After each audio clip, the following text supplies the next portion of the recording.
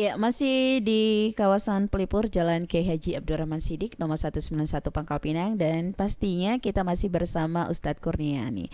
Sahabat Eski, untuk yang pengen berpartisipasi kita masih buka line telepon, SMS dan juga WhatsApp kita di 0823 7993 9996.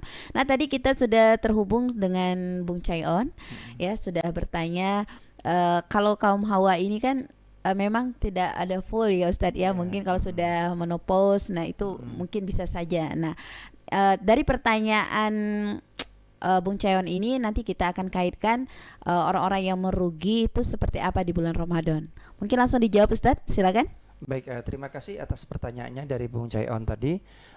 Di sini saya ingin mendudukkan dulu ya. Jadi menjawabnya saya akan coba untuk memetakan masalah tadi. Jadi permasalahannya tadi ketika seorang perempuan mereka tidak punya kemampuan untuk berpuasa selama 1 bulan penuh karena namanya perempuan nanti ada masa menstruasinya ya. Nah, jadi bagaimana mereka bisa mendapatkan kesempurnaan ibadah di bulan Ramadan? Dalam ibadah Nabi Muhammad SAW beliau pernah bersabda, kata Nabi, ahabbul a'mali ilallahi ta'ala adwamuha wa in qalla. Sesungguhnya perkara yang Allah cintai dari perbuatan-perbuatan hambanya itu adalah perkara-perkara ibadah yang dikerjakan secara terus-menerus. Wa in qalla, walaupun itu sedikit, kata Nabi. Jadi di sini bisa kita pahami ini ada nilai istiqomah dalam kita ibadah. Maka seorang perempuan ketika mereka istiqomah dalam ibadahnya sebelum dia mendapatkan menstruasi itu, dia istiqomah sholat, kemudian sholat tarawih, sholat tahajud, sholat duha, kemudian dia istiqomah membaca Al-Quran, dia istiqomah melakukan amal-amal ibadah yang lainnya yang itu tidak bisa dilakukan ketika dia menstruasi, maka itu akan dinilai sebagai amal ibadah yang sifatnya istiqomah dilakukan. Sehingga ketika seorang perempuan tadi dia terhalang untuk melakukan ibadah itu karena sebab menstruasi, maka Allah tetap memberikan pahala yang sama kepada perempuan itu. Itu enaknya kita Islam itu, rahmatnya Allah luar biasa, begitu luas sekali ya. Tapi bagaimana tadi Pak Ustadz kalau seandainya itu mau kita kerjakan di bulan Syawal, ada keutamaan puasa 6 dan lain sebagainya, sedangkan itu hukumnya sunnah semua. Maka ketika seseorang yang tidak berpuasa di bulan Ramadan, dia tetap mendapatkan keutamaan bulan Ramadan dengan syarat istiqomah tadi. Kedua, dia akan tetap mendapatkan keutamaan bulan Ramadan ketika itu diqadha atau diganti pada bulan-bulan yang lain. Karena ketika mengqadha hukumnya itu sudah wajib. Makanya antara wajib dan sunnah yang lebih kita dulukan adalah yang wajib tadi, yaitu mengqadha puasa kita tadi ya. Jadi kalau kita mengqadha yang wajib, maka tidak boleh niat kita bercampur dengan niat yang lain ya. Apalagi dicampur dengan niat puasa sunnah, baik Senin Kemis maupun puasa sunnah Syawal dan lain sebagainya, itu tidak boleh. Karena yang kita lakukan adalah wajib hukumnya, karena ini mengqadha dari bulan Ramadan yang pernah kita tinggalkan. Demikian barangkali Bung Chayon ya. Maka kita harus pahami dengan baik, ada beberapa golongan orang-orang yang merugi ketika bulan Ramadan ini sudah ada di hadapannya. Yang pertama saya ingin sampaikan, siapa mereka orang-orang yang merugi ketika menjalankan ibadah di bulan Ramadan ini? Yang pertama, mereka adalah orang-orang yang menjalankan puasa itu hanya sebagai formalitas saja. Bahkan tidak sedikit orang yang menjalankan ibadah puasa ini ada unsur riya dalam dirinya. Kenapa itu menjadi orang-orang yang merugi? Jelas merugi karena landasan dari dia berpuasa atau dia beribadah di bulan Ramadan itu bukan karena Allah. Karena ada faktor itu tadi. Karena ikut-ikutan, karena tidak enak sama teman, karena pengen eksis di sosial media, biar orang tahu saya puasa, saya fotolah lagi lemas, umpamanya begitu ya. Karena puasa yang benar kata Nabi itu, man shoma ramadhana imanan wahtisaban ghufira lahu ma taqaddama min zambi. Barang siapa yang berpuasa karena keimanan kepada Allah. Nah, ini landasan yang benar. Landasan berpuasa atau beribadah di bulan Ramadan itu adalah landasan keimanan, imanan wahtisaban, dan kita selalu memohon ridha dari Allah Subhanahu wa taala. Maka dengan demikian baru kita bisa mendapatkan ghufira lahu ma taqaddama min zambi. Allah akan ampunkan dosa-dosa yang pernah kita lakukan, dosa-dosa yang pernah berlalu dalam kehidupan kita. Maka ini poin yang pertama, mereka orang-orang yang rugi, yaitu mereka yang menjalankan puasa hanya sebagai formalitas saja. Yang kedua, Golongan orang-orang yang merugi saat berpuasa, siapa mereka? Mereka orang-orang yang masih melakukan perbuatan-perbuatan fasik. Apa itu perbuatan-perbuatan fasik? Perbuatan-perbuatan fasik ini adalah perbuatan-perbuatan yang mengandung dosa. Meskipun itu kecil, tapi dosa itu kadangkala banyak dilalaikan oleh manusia. Apa diantaranya? Itu tadi, dia berpuasa tapi akhlaknya buruk, dia berpuasa tapi perkataannya masih banyak dusta, dia berpuasa tapi masih melakukan perbuatan tercela. Karena orang yang berpuasa itu bukan hanya sekedar menahan lapar dan dahaga saja, tapi bagaimana mencerminkan akhlak yang baik sehingga ini bisa melahirkan kebaikan juga bagi orang lain. Itu golongan yang kedua. Yang ketiga, orang-orang yang merugi ketika bulan Ramadan ini tiba, siapa mereka? Mereka yang melalaikan ibadah di bulan Ramadan ini, baik ibadah sholat fardu maupun ibadah sholat sunnah. Karena apa? Karena faktor kemalasan sehingga mereka tidak mau mengerjakannya. Ya, jadi ini adalah orang-orang yang merugi. Kita ketika ibadah di bulan Ramadan ini, ibadah sunnah itu nilainya sama seperti ibadah wajib. Ibadah wajib itu kita dilipat gandakan 70 kali lipat oleh Allah. Jadi pahala yang luar biasa. Apalagi di bulan Ramadan ini kita disyariatkan sholat tarawih. Itu sholat tidak ada di bulan-bulan yang lain sunnahnya. Maka ini adalah peluang yang besar di hadapan kita. Jangan sampai kita merugi gara-gara kita tidak melaksanakan ibadah sholat-sholat sunnah seperti ini. Apalagi sholat-sholat wajib. Percuma kita kita puasa tapi kita tidak sholat fardu, ya. Sedangkan ini semua hukumnya wajib di hadapan Allah Subhanahu wa taala. Ibarat kalau kita pergi ke pasar, kita pakai baju tapi tidak pakai celana.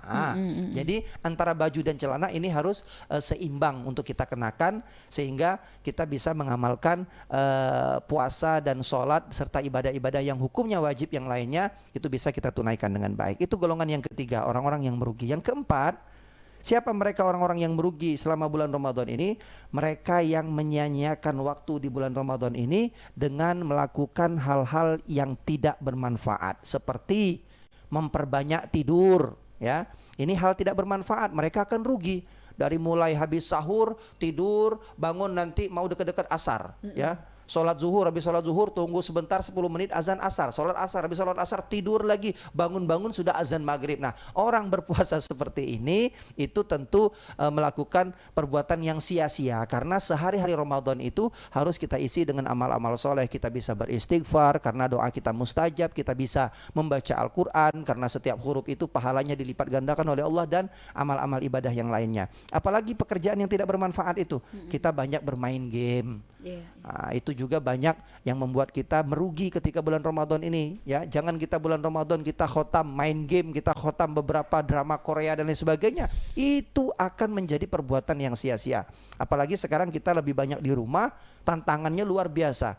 Tapi bukan berarti kita menyerah, ya. Bukan berarti kita berputus asa, tapi kita harus benar-benar memanfaatkan waktu ini dengan memperbanyak beribadah kepada Allah Subhanahu wa taala. Apalagi kita sekarang ini zaman era digital, orang banyak bermain sosmed, orang banyak menonton televisi, orang banyak melakukan hal-hal yang tidak berfaedah lah, ya. Apalagi kalau sore-sore orang jalan-jalan putar sana putar sini padahal nggak ada tujuan. Itu adalah hal-hal yang tidak bermanfaat. Maka dengan menyia-nyiakan waktu itu akan menjadikan kita orang-orang yang merugi ketika ada di bulan Ramadan ini. Golongan yang kelima, siapa mereka orang-orang yang merugi ketika bulan Ramadan ini? Mereka yang mengabaikan Al-Quran, ya.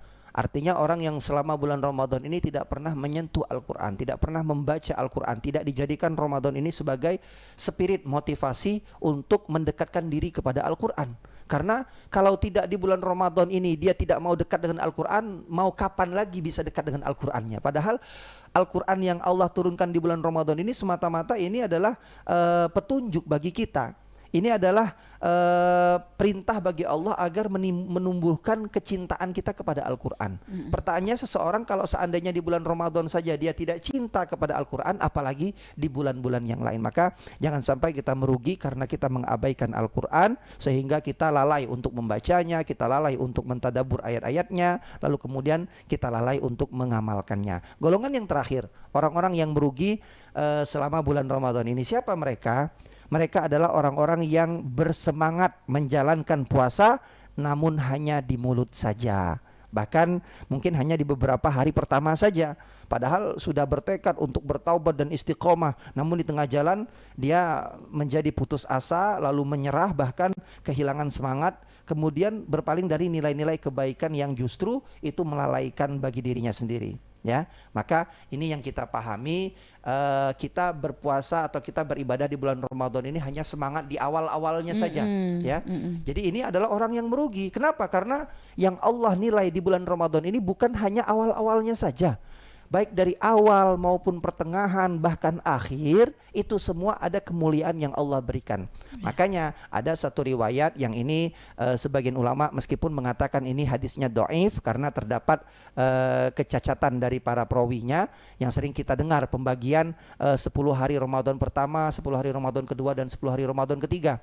Kalau yang pertama itu 10 Ramadan yang pertama itu Allah berikan rahmat, 10 hari yang kedua itu Allah berikan ampunan, 10 hari yang ketiga itu adalah kesempatan kita untuk minta agar dibebaskan dari siksaan api neraka. Sebenarnya ini kalau kita mau jadikan sebagai polarisasi dalam ibadah, ini sangat baik, sehingga tidak ada waktu yang terlewat satu hari pun selama bulan Ramadan ini, baik di 10 Ramadan pertama, 10 Ramadan kedua, dan 10 Ramadan ketiga. Maka oleh sebab itu kita jangan bersemangat dalam ibadah ini hanya di awal-awal Ramadan saja, atau kita jangan bersemangat di bulan Ramadan ini hanya di hari-hari pertama saja, ya. Jangan juga kita bersemangat di bulan Ramadan ini hanya di waktu-waktu masih pagi, masih kuat, masih semangat kita. Sudah jam 12 mulai lemes, mulai lesu, akhirnya tidur, baca Qur'annya ketinggalan, berbuat baiknya ketinggalan, pekerjaan terbengkalai. Nah, yang seperti ini yang akan mendatangkan kerugian bagi orang-orang yang di hadapannya ada kedatangan bulan Ramadan. Maka oleh sebab itu, apa yang kami sampaikan dari 6 poin ini bisa menjadi pengingatlah bagi kita bahwa jangan sampai kita merugi di bulan Ramadan ini, karena kalau kita merugi di bulan Ramadan ini, kita tidak pernah ada jaminan apakah kita masih bisa ketemu atau tidak dengan bulan Ramadan di tahun-tahun yang akan datang. Demikian barangkali, Mbak. Oke, terima kasih Ustadz. Itu beberapa poin tadi ya tentang orang-orang yang merugi di bulan Ramadan, dan terima kasih Bung Chaeon untuk jawabannya. Tadi sudah diperjelaskan untuk bersama Ustadz Kurnia ya. Kita lanjut nih, ada pertanyaan. Nih kita baca dulu.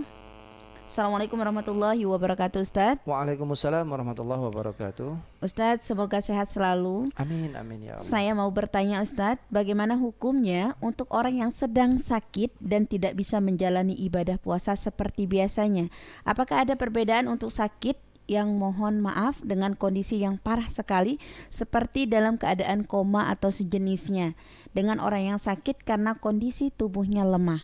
Mohon penjelasannya dari Rika di Kacang Pedang Ustadz. Ya. Silakan. Baik, terima kasih. Bagi orang-orang yang sakit, faman kana minkum maridon, kata Allah dalam Al-Quran, barang siapa di antara kalian sakit, fa'iddatum min ayyamin ukhor, maka silahkan puasa itu diganti pada hari yang lain. Ini bagi orang-orang yang memiliki sakit dalam keadaan sakit itu bisa sembuh. Jadi nanti ketika berpuasa atau di bulan Ramadan ini dia mengalami sakit yang parah sehingga tidak bisa untuk berpuasa, maka tidak apa-apa. Tapi puasa itu wajib diganti nanti setelah Ramadan ketika sudah sehat, ya. Tapi bagaimana kalau seandainya ada penyakit yang tidak bisa disembuhkan lagi? Nah, dalam arti kata, kalau penyakit koma seperti itu tadi ketika di bulan Ramadan, tentu dia sudah tidak wajib lagi berpuasa dan tidak wajib pula untuk mengqadha puasa itu. Lalu solusinya bagaimana? Dia harus membayar fidyah. Ya, fidyah itu apa? Kita memberi satu hari kita tidak berpuasa itu kita memberi makan, ya, atau memberi makanan pokok kepada fakir miskin, itu sebanyak 1 mud atau kurang lebih sekitar 6 sampai 7 on. Kalau mau lebih aman kita ngambil di angka 7 on saja. Karena kalau menunaikan kewajiban, kalau terhitung lebih itu masuknya sedekah, tetap baik. Tapi kalau kewajiban dapat kekurangan, itu maka tidak sempurna kewajiban itu, seperti itu. Jadi untuk menunaikan fidyah ini, 1 hari kita tidak berpuasa, kita memberikan makan kepada 1 orang fakir miskin sebanyak 1 mud atau kurang lebih 7 on beras, seperti itu kurang lebih. Oke, terima kasih. Kita masih lanjut Ustadz untuk pertanyaannya. Boleh. Siap ya Ustadz ya, Nggak apa-apa, Mbak. karena waktu juga terbatas nih sahabat Eski. Assalamualaikum warahmatullahi wabarakatuh Ustadz. Waalaikumsalam warahmatullahi wabarakatuh. Saya Yumiati dari Perlang. Kami dengar ceramah Ustadz di Eski Koba. Masya Nah, Allah. kalau zaman susah musim corona ini, ada tetangga-tetangga yang makan sehari-hari susah padahal dia berdagang dulu. Yang macam tuh apakah masih wajib mengeluarkan zakat atau sudah menerima zakat nih Ustadz? Ini kayaknya di luar tema, boleh dijawab atau gimana Ustadz? Boleh dijawab. Boleh, silakan. Ya, zakat itu ketentuannya seperti apa? Kalau zakat mal atau zakat harta, tentu orang yang keadaan hartanya seperti itu tadi dia tidak wajib, karena kalau zakat harta ini kita harus mencapai nisab itu 85 gram emas, yang kalau diuangkan, kalau edaran dari Kementerian Kota Pangkal Pinang kemarin, Kementerian Agama Kota Pangkal Pinang kemarin itu sekitar 69 juta sekian, ya hampir 70 juta baru itu kena nisabnya. Sedangkan haulnya harta itu harus kita simpan selama 1 tahun. Jadi kalau belum 1 tahun maka tidak wajib kita mengeluarkan zakat, ya. Ini zakat mal, zakat harta. Tapi bagaimana ketentuannya zakat fitrah? Kalau zakat fitrah ini tetap wajib bagi setiap pribadi muslim, baik dia masih balita, masih anak-anak ataupun baru lahir sekalipun, itu semua tetap wajib, ya. Selagi dia masih hidup maka dia tetap wajib untuk menunaikan zakat fitrah, itu tetap hukumnya wajib. Adapun kalau dia masih termasuk golongan orang-orang yang mustahik, ya silahkan. Kalau dia masuk dari 8 golongan orang-orang yang mustahik, diantaranya orang fakir miskin, ya, kemudian orang yang berhutangnya untuk kebaikan, lalu kemudian orang-orang yang mu'alaf umpamanya kan, nah itu semua menjadikan sebab dia berhak untuk menerima zakat tersebut. Jadi sebagai kesimpulan, kalau memang dia memiliki kemampuan menunaikan zakat fitrah, maka itu tetap wajib bagi dirinya untuk ditunaikan. Dan kalau seandainya dia mau masuk kategori orang-orang yang menerima zakat, itu tidak apa-apa, ya. Itu tidak apa-apa karena memang kondisi sekarang ini banyak orang-orang yang terdampak dari pandemi wabah ini, khususnya di bidang ekonomi ini. Maka ini adalah jembatan bagi kita umat Islam untuk bisa saling menolong dan membantu saudara-saudara kita yang lain. Terima kasih pendengar dari Perlang, ya, luar biasa SQ Koba ini. Oke, terima kasih kembali nih Ustadz. Kita lanjut ke pertanyaan selanjutnya. Siap, ya, Mbak Selamat. Assalamualaikum warahmatullahi wabarakatuh Ustadz. Waalaikumsalam warahmatullahi wabarakatuh. Ustadz, saya sering mendengar bahwa waktu imsak itu sebenarnya tidak diterapkan di negara lain selain Indonesia. Bagaimana pendapat Ustadz tentang waktu imsak? Karena ada sebagian orang yang tidak mengenal waktu imsak dan masih minum saat sebelum azan berkumandang. Apakah puasanya tetap afdol? Mohon pencerahannya Ustadz. Sukron dari hamba Allah di Pangkal Pinang. Silakan. Terima kasih hamba Allah di Pangkal Pinang.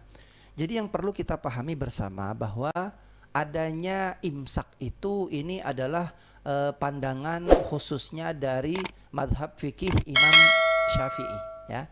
Kenapa adanya demikian itu? Ini semata-mata tujuannya untuk ikhtiyaton, untuk kehati-hatian kita, supaya kita memang benar-benar ada jeda antara terakhir kita makan minum sampai masuk kepada waktu sholat subuh itu tadi, ya. Tapi dalam Islam, bahwa terakhir kali kita boleh untuk makan dan minum dalam ibadah sahur itu patokannya bukan pada waktu imsak, tapi pada waktu kumandang azan subuh sebagai tanda masuknya sholat subuh di wilayah kita. Yang jadi soal kan kadang-kadang ada beberapa masjid, mohon maaf, mereka terlambat mengumandangkan azannya. Entah ada teknisnya, entah ada kesalahan di audionya sehingga mikrofon itu tidak menyala dan lain sebagainya. Apalagi ketika mati lampu umpamanya, kita tidak mendengarkan kumandang azan. Jadi bagaimana patokannya? Nah ini tadi, biasanya adanya imsak itu berjarak sekitar 10 menit dari azan sholat subuh. Nah, apakah masih boleh kita makan? Ya boleh. Apakah mengurangi keafdolan dari ibadah puasa kita? Tidak, ya. Namun lebih baik kita berhati-hati, jangan sampai nanti mentang-mentang masih 10 menit lagi kita usahakan untuk makan banyak-banyak, tiba-tiba yang kita makan itu pedas-pedas semua, ya. Karena mungkin lahap makannya enak, ya, akhirnya lalai. Pas suapan terakhir di mulut lagi ngunyah sambal, tiba-tiba azan subuh. Nah, ini repot ini, ya. Mau minum enggak boleh. Ya. Jadi bagaimana ya? Itu adalah resiko. Makanya dengan adanya imsak ini tujuannya bukan menyalahkan aturan, bukan. Ini tidak bertentangan dengan Al-Qur'an, tidak bertentangan dengan sunnah. Kalau mau mengikuti ini itu baik, karena bentuk kehati-hatian kita agar kita lebih waspada, tidak mepet-mepet di waktu sholat tadi. Seperti itu. Kalau tidak mau mengikutnya tidak apa-apa, ya. Kalau saya pribadi, imsak itu hanya sebatas waktu yang kita ketahui. Artinya kalau kita sudah tahu, oh imsak ini sekarang pukul 4:25. Oh artinya 10 menit lagi itu akan azan subuh. Ya sudah 10 menit ini kita lakukan hal-hal yang ringan-ringan saja. Tidak usah 10 menit lagi kita baru mau masak nasi, 10 menit lagi kita baru mau bikin sambal dan lain sebagainya. Kalau 10 menit lagi berarti ini ada waktu untuk kita istirahat dulu, kita mau minum, kita mau persiapan sambil menunggu masuknya waktu sholat subuh. Seperti itu barangkali Mbak. Oke, terima kasih. Ya, sahabat Eski di 104,3 FM. Ini satu pertanyaan lagi nih Ustadz, jauh-jauh dari air gegas nih Ustadz. Sayang sekali kalau nggak dijawab ya Ustadz ya. Masya Allah, Sekaligus untuk kesimpulan tema kita di kesempatan pagi hari ini. Assalamualaikum, saya seorang ibu yang menyusui. Apakah puasanya diganti apa bagaimana Ustadz? Ya. Oke, silakan Ustadz. Baik, terima kasih Ibu yang menyusui ya. Jadi dalam fikih puasa ini bagi orang-orang yang menyusui ada beberapa ketetapan hukum ya. Sehingga ketika dia punya rasa khawatir terhadap kondisi dirinya, itu dia hanya wajib qadha saja di hari yang lain. Tapi kalau seandainya dia khawatir karena kondisi bayinya saja ya, maka dia wajib mengqadha dan membayar fidyah ya. Bayar fidyah tadi sama 1 hari 1 mud ya. Jadi kekhawatiran itu bagaimana ibu sendiri yang merasakannya ya. Cuma di kita ini banyak orang lebih berhati-hati ketika dia dalam kondisi hamil ataupun menyusui, maka ketika dia tidak berpuasa dia tetap mengambil langkah untuk menunaikan fidyah 1 hari itu sebanyak 6 on tadi kita berikan kepada fakir miskin ya. Jadi kalau 30 hari berarti dikalikan saja 6 on atau 7 on tadi dikalikan kepada 30 hari tadi untuk dibagikan kepada 30 orang. Itu lebih aman, tapi qadha-nya tetap dilaksanakan. Kapan melaksanakan qadha? Ini nanti ya.